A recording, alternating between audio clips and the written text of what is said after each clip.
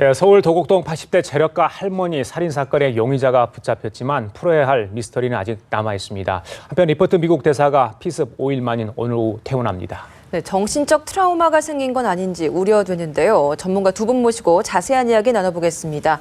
백기종 전 수서경찰서 강력팀장, 최창호 심리학 박사 나와주셨습니다. 네, 안녕하십니까. 어서 오세요. 어서 오십시오. 예.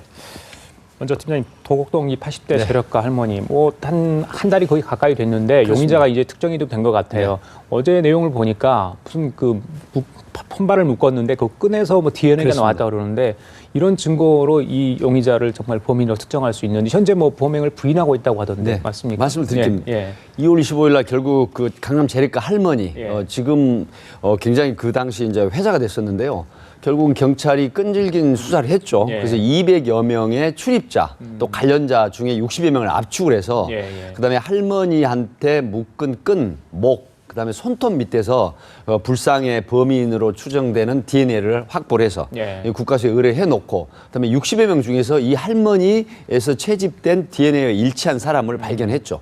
그렇게 해서 계속해서 CCTV 동선을 역추적을 해가지고 결국은 범행 시간대에 이 용의자가, 이 범인이 그 할머니 집에 들어왔다 범행 후에 나간 걸까지 포함해서 그래서 결국은 여러 가지 다른 정황 증거와 한꺼번에 어제 오후 2시부터 3시 사이에 주거지에서 긴급 체포를 하게 된 것입니다. 그런데 이 범인은 결국 할머니와 30여 년 동안 한 동네 양재동에서 알았던 사람이고 그다음에 8년 정도가 2002년도부터 할머니 2층에서 세를 살았던 세입자였던 것이죠. 그래서 이 부분이 또 보면은 경마를 했거나 보험 사기에 범행을 했거나 이런 부분 또 부인과 사별한 상태에서 여러 가지 경제적인 그런 공공함이 있었다. 이런 측면에서 지금 여러 갈래 수사를 범행 동기에 대해서 하고 있는 이런 상황입니다. 그렇군요.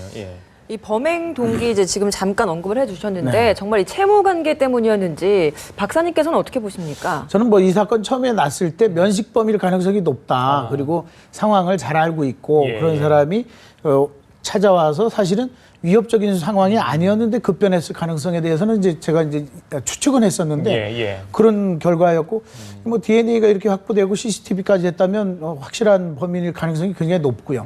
근데 이제 돈 때문이라는 것이 이제 순간적으로 사람의 돈에 대한 욕심도 있지만 그 상황이 백 팀장님도 말씀하셨지만은 어떤 사별이라든가 돈을 탕진했다든가 했는데 알고 보면 만만한 힘으로도 그렇고 그 할머니가 돈을 많이 가지고 있다는 것은 이미 익히 알고 있고 하다 보면 사람은 쉬운 쪽에서 답을 찾으려고 하고 그쪽에서 이제 범죄를 저지르는 가능성이 높죠. 결국은 일부러 처음부터 돈을 노린 것은 아니었지만 상황이 그렇게 몰고 갔고 알고 있던 사람들 중에 돈 있는 사람, 그것도 힘이 없는 사람, 그 가능성이 굉장히 높았었는데 이제 결국은 그쪽에서 지금 답이 지금 찾아진 거죠. 궁금한 게 있는데 끈에서 나온 땀으로 이렇게 국과수에서 이게 용의자 DNA를 이렇게 추출을 해가지고 알아냈다는데 그것만으로도 충분히 가능하나 보죠? 네, 가능합니다. 지금 시신 없는 살인 사건도 유죄를 받고 있는 상황인데 더군다나 할머니 몸에서 채집된 이런 증거들 또 범행 도구에서 나온 DNA 이게 이제 지금 언론에는 땀방울이라고 하는데 맞습니다. 맞아요. 왜 그러냐면 아주 소량의 땀샘에서 나온 그런 습기 정도 그것만으로도 충분히 범인을 입증할 수 있는 DNA 일치한 점을 찾아본 범인으로 특정을 할 수 있고 기소해서 유죄 받게 하는 데는 전혀 손색이 없는 아마 문제 없는 그런 상황으로 아마 유죄 인정을 받을 것입니다. 그래요. 팀장님 그리고 이 할머니가 숨지기 보름 전에 복면교환이 침입을 했대요. 집안을 한 바퀴 둘러보고 나갔다는데 이 용의자가 그 사람 맞을까요? 지금 그 부분에 대한 수사는 계속 하고 있고요. 텔레마케터하고 다퉜다는 말을 주변에 했다는 얘기, 협박을 당했다는 얘기.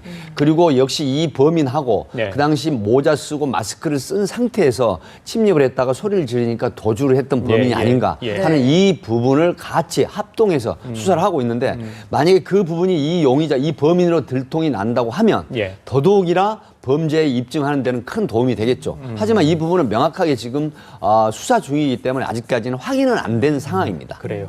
알겠습니다. 자, 리포트 미국 대사 얘기로 좀 화제를 돌려보도록 하겠습니다. 자, 오늘 오후 이제 퇴원을 하는데요. 자, 1시에서 3시 사이라고 하니까 잠시 뒤에 이제 퇴원을 할 것으로 보입니다. 박사님, 5일 만에 이제 퇴원을 하게 네. 돼요. 회복 속도가 굉장히 빨라서 오늘 오전에 이제 얼굴에 있는 식발을 완전히 제거를 했다고 하죠. 자, 그런데 걱정되는 게 이제 외형상은 완전히 뭐 완치 정도는 아니지만 그래도 뭐 상처는 남아있을 가능성이 있는데 이 심리적인 상처, 이게 과연 이 트라우마가 저대로 정말 치료될 수 있을지 그게 걱정인데요. 예. 지금 뭐 의료진에서는 리포트 대사가 굉장히 강인하기 때문에 예, 예. 심리치료의 필요성은 없다라고 이제 이야기를 하지만 예. 그 스트레스 상황을 놓고 볼 때 사람은 두 가지 측면에서 분석할 수 있는 게 스트레스 얼마나 취약한가. 거기에서 리포트 대사는 취약하지 않은 거죠. 네. 상처를 덜 받은 거죠. 아하. 그러면 이제 그다음에 얼마나 탄력 회복성이 좋은가. 그렇죠. 극복할 수 있는가. 예, 예. 거기서도 강인하기 때문에 탄력 회복성이 강하다고 할 수 있는데 예. 그렇다 하더라도 사실은 그 외상에 꿰매진 상처는 1년 지나면 거의 알아보지 못할 정도로 예. 완벽할 정도로 회복이 가능하다고 하지만 예.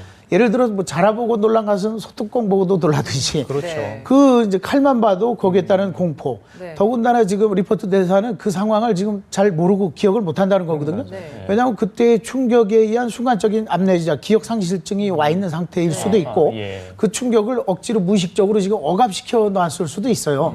그러다가 이제 어느 순간에 사람이 아무리 강해도 심리적으로 에너지가 떨어지는, 예를 들어 허기증 상태가 된다거나 그러면 그 상황이나 악몽이 떠오를 수가 있는 거거든요. 예, 예. 그래서 지금 뭐 아주 적극적인 심리 치료는 아니더라도 꾸준한 누구더라도 이것에 대한 후유증 예방 차원에서의 상담이라든가 치유는 필요합니다.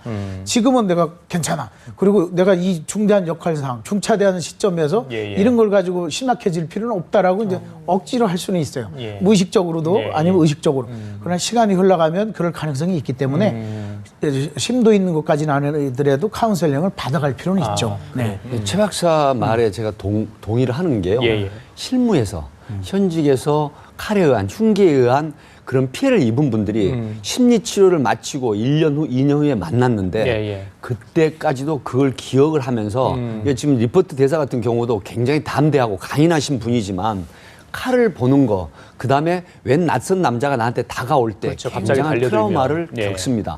이 부분은 미국 대통령을 대표하는 그런 사람은 또 미국인으로서 강인한 모습을 보이지만 사실상은 심리치료하고 이런 부분에 대한 어떤 보완이 필요하다. 저는 이렇게 실험적인 말씀을 드리는 겁니다. 네, 그 당시 상황을 기억을 못한다라고 아까 언급을 해주셨는데 이 피습 당시에 충격이 어느 정도 크면 이렇게 순간적인 기억 상실증에 걸리는 겁니까? 그 강도도 있고 이제 그 당황하는 뭐 여러 가지 아니면 그동안의 경험. 그래도 네이비실 출신의 특수 부대를 제대했기 때문에 그런 예. 경험이 있기 때문에 거기에 대해서 반응적으로 사실은 팔로 맞고 예. 네. 그러면서 이제 그 상처가 좀 얕았지만 그런 거에서는 굉장히 이제 강하고 좋지만서도 예, 예. 일단은 그런 충격이 앞의 기억을 상실시킬 수가 있고 순간적으로 예. 그 이후의 기억을 우리가 순행성, 역행성 기억 상실이라 하는데 과거의 앞에 짧은 순간을 잊을 수가 있어요. 아니면 그 이후에 짧은 순간에 이후의 사건을 기억 못할 수가 있고 아니면 전후 다 그럴 수가 있는데 굉장히 뭐 그 압박감이라든가 공포 누구나 사람이기 때문에 포비아가 있거든요. 예, 예. 그러다 보면 순간적으로 자기를 방어하다 보면 어떤 의식적인 기억이라든가 이런 게 잊혀질 수가 있죠. 나중에 다시 돌아오는 건가요? 돌아올 수도 있고 아니면 그 순간을 영원히 무의식적으로 두려워하거나 아주 기억하기 싫으면 무의식 속에 이제 그 억눌려서 감춰놓을 수도 있죠. 근데 영화 등에서 그러다 그런 어느 순간에 장면을, 나올 수가 영화 있죠. 같은 장면을 보면 그게 떠오르지 않을까? 또 그런 떠오를 수가 있죠. 예, 예. 그게 이제 의식적으로 떠오르는 게 아니라 조건 반사적으로 나올 수가 있고 또 아니면 그 상황 비슷한 게 맞닥뜨려지면 아까 얘기했듯이 자라보고 놀란 가슴 소뚜껑 보고도 딱 놀랄 수 있는 상황이 또 일어날 수가 있고요. 예. 그러나 자연스럽게 회복이 되면서 강인한 사람들은 또 이제 자연스럽게 그 기억이 되새겨나죠. 예. 예전에 무슨 영화나 만화 보면 충격에 의해서 뭐 이렇게 되살아나는 게 아니라 예. 강인한 사람들은 이제 스스로 회복이 됩니다. 알겠습니다. 자, 팀장님,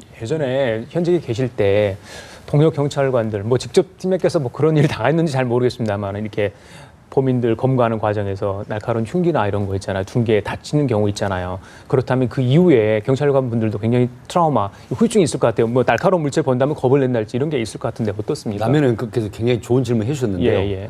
사실 제가 동료나 선배 후배들 그런 예. 케이스 많은데 사실 제가 직접 당한 경험도 있습니다. 아, 그러세요? 예. 네. 그 왼쪽 팔을 칼에 흉기 찔린 그 사건이 있었는데요. 예. 사실 지금 경찰관이 예상후 스트레스 장애를 앓고 있는 사람이 서울 보라매 병원에 400여 명 정도가 치료받고 있습니다. 예. 이런 게 뭐냐면 직업에서 나온 저 같은 경우도 그 왼쪽 다리를 찔렸는데 앞에서 말씀을 드렸지만 현장에 나갔을 때 반드시 위축이 되고 트라우마가 생깁니다. 예. 혹시 내가 또 찔리지 않을까, 또 저 사람이 나를 공격하지 않을까 하는 그런 움츠러들음이 있거든요. 예. 그래서 보람의 병원에서 지금 400여 명의 경찰관이 치료를 받고 있는데 예, 예. 사실상은 이런 형태의 피습을 당하고 나면 실무, 형사들도 운동 많이 하고 굉장히 강인하지만 굉장한 트라우마를 겪습니다. 아, 그래요? 네. 아, 극복하기가 쉬운 일은 아닌 것 같아요. 예. 저 팀장님, 그리고 이제 김기종 씨, 이제 수사를 좀 하고 있잖아요. 뭐, 왼쪽 발목 때문에 뭐 수술을 네, 지금 앞두고 오늘 있다. 경찰병원에 예, 있죠. 경찰병원에 네. 있다 이런 이야기도 있는데 이적물 소지 혐의 계속해서 이적 뭐 13종인가요? 네. 무의 이적성이 있다. 전문가들이 이렇게 판단을 한 것 네. 같아요.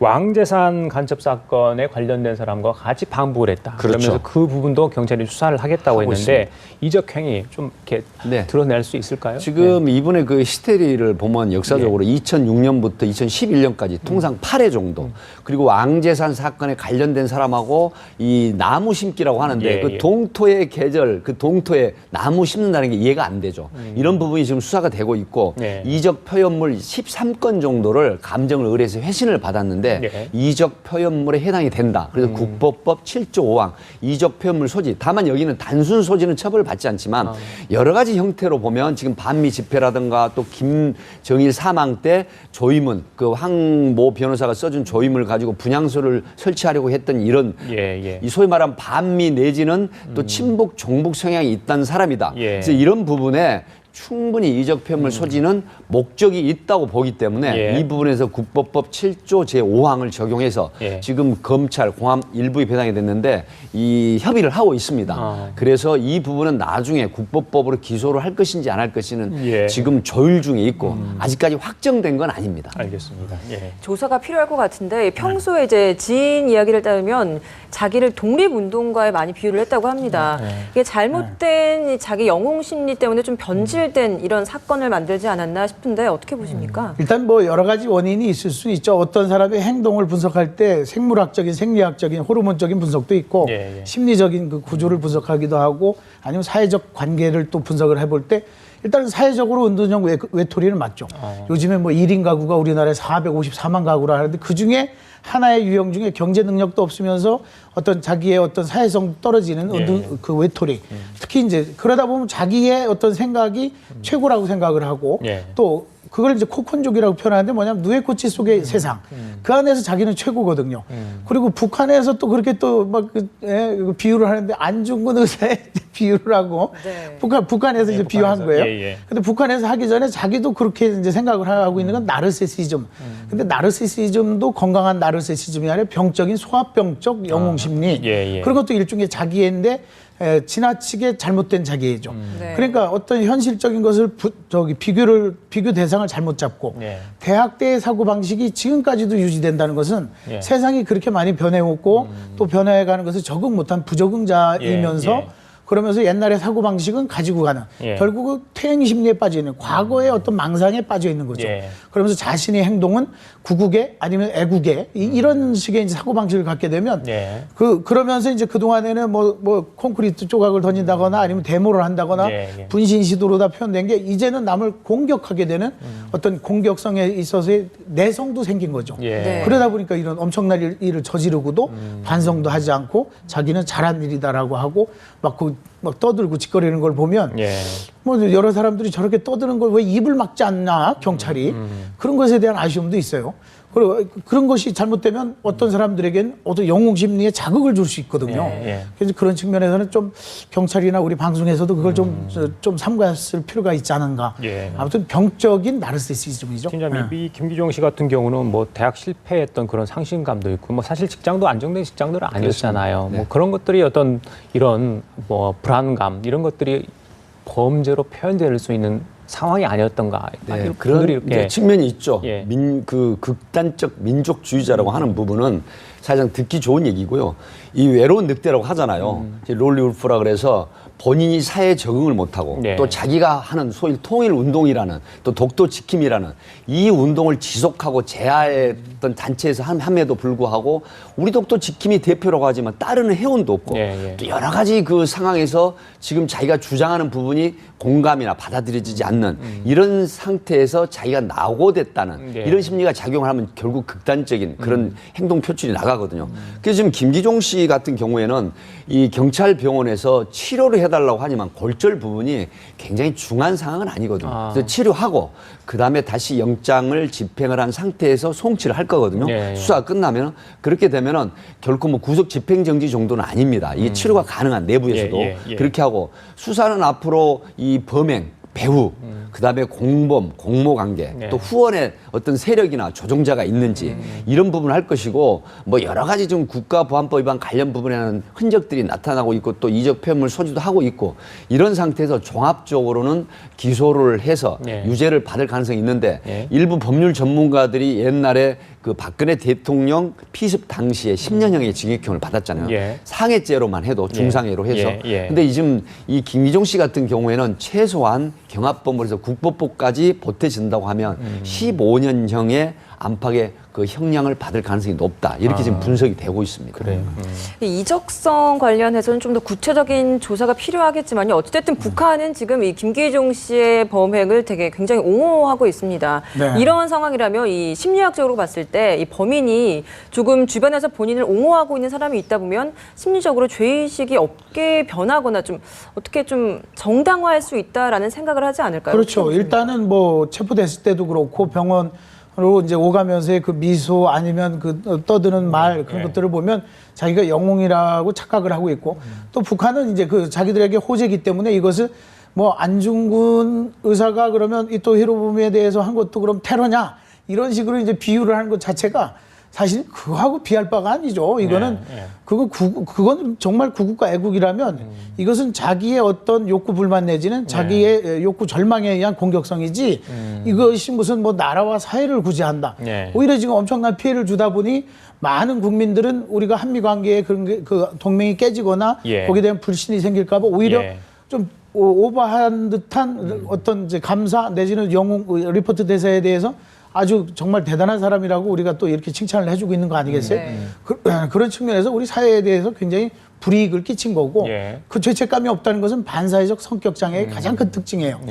반사회적 성격 장애를 이제 흔히 그보다 이제 심하면 사이코패스, 소시오패스 얘기가 나오는데 가장 큰 특징이 죄를 저질러 놓고도 죄의식이 없다는 겁니다. 그리고 자신의 행동은 반사회가 아니라 친사회적 행동이라고 착각을 해요. 사실 반사회적 행동은 혼자만 범행을 저지르고 혼자만 처벌받으면 되는데 친사회적 행동은 예를 들어 쿠데타를 일으키거나 히틀러가 인종학살을 하거나 이런 거는 자기들은 친사회적 행동이라고 판단을 한 거거든요. 그러나 역사적으로 보면 안 그렇잖아요. 결국은 어렸을 때 품행장애가 좀 성인이 되면 반사회적 성격장애로 가는데 이것은 성격장애는 무슨 특징이냐면 일관성과 지속성이 있다는 거예요. 그렇기 때문에 오랜 시간 그렇게 굳건히 믿고 있고 결국은 지금 뭐 교도소에 넣는 것도 중요하지만 교도소 안에서 사상교육과 이게 심리치료도 병행해야 되는데 치료 효과가 잘 안 나타나는 병입니다. 이게. 그래요.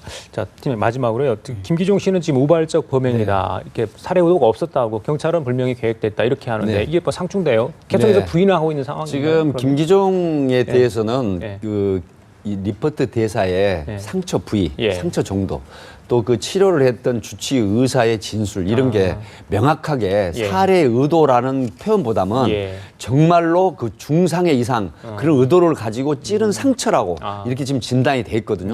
그렇기 때문에 결국은 이 경동맥 1cm에서 2cm 정도인데 만약 경동맥이 손상이 됐다라고 했을 때는 불과 수분 안에 사망을 하거든요. 그 출혈을 가다 출혈 실혈사로. 그래서 이 부분이 명확하게 흉기를 소지하고 그다음에 은폐시키고 들어와서 헤드 테이블 근방에서 공격을 해서 아주 정말 생명을 뺏을 정도의 가해를 했다 하는 부분이 지금 살인 미수, 살해 의도가 있었다고 받아들여지고 이게 유죄의 취지로 유죄 받아들일 가능성이 굉장히 높다. 이렇게 분석이 되고 있습니다. 알겠습니다. 자, 오늘 말씀 여기까지 듣도록 하겠습니다. 지금까지 백기종 전 수서경찰서 강력팀장 그리고 최창호 심리학 박사였습니다. 오늘 말씀 감사합니다. 고맙습니다.